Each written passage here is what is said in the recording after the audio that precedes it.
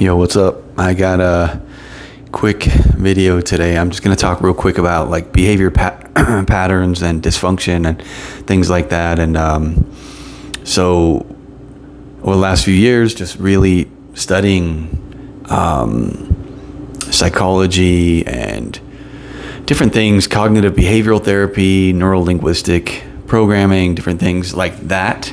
I've come to really realize like my patterns, the things that I do that create the prison that I've been living in for so long. And, it's just a lot of like dysfunctional things in there where I can act like a little child. I can act like a little baby. And today I had an encounter with my son, my 13-year-old son, because we're in Vegas today. We came out here to spend a few days with my son and my wife. And today, when I was checking in, it's a decent drive, a bit of stress in life, a little on edge with some stuff, right? And then I'm dealing with the front desk, checking into the hotel. Just finding the front desk was kind of a pain in the butt, and then dealing with these people was not fun because they were like really not friendly and not very helpful at all. And so I was asking them clarifying questions to make sure everything was good. I knew exactly what I needed to do, all that kind of stuff. And then my son, when we're getting in the car, he says, "Dad, what's up? What was up with that?" And I was like, "What?" He's like, "I don't know, just, you asked some really stupid questions in there, and then when they looked at you,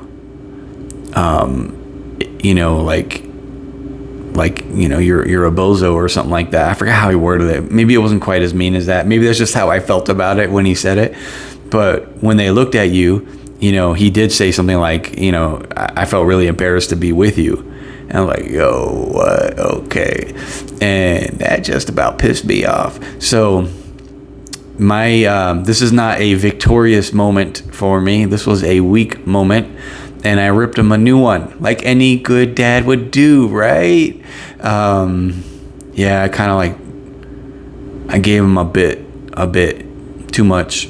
I really kind of like crossed that line. And you know what it is? It's like that child coming out in a way where I was expecting my son to act like a mature adult and not say mean things that hurt my feelings. And I was acting like I was being the child, right? I was being the child who, lashed out because I didn't like how my feelings got hurt, right? And what my son needed was for his dad to just be his dad, to be calm, to be self-assured, to be able to handle that thing in a responsible way, in a loving, kind, patient way, to talk my son through it in a loving, kind, patient way. And that's not what he got. And that's the cycle, man. That's how, because I could very easily rationalize, no, I'm letting him have it because he needs to know he can't do that, right? And I could think like that. But what really was happening was I was perpetuating the cycle, the dysfunction, the family dysfunction. And we need to break it by spotting that cycle. You got to spot it first. And it took me a long time to spot that kind of thing. I remember years back talking to like a family friend, and the two of us kind of bragging about how if our kids do something that crosses the line, we'll let them have it, and it was like kind of so braggadocious, as if almost like the more we let them have it, the better we are, the better parents we are, like that kind of thing.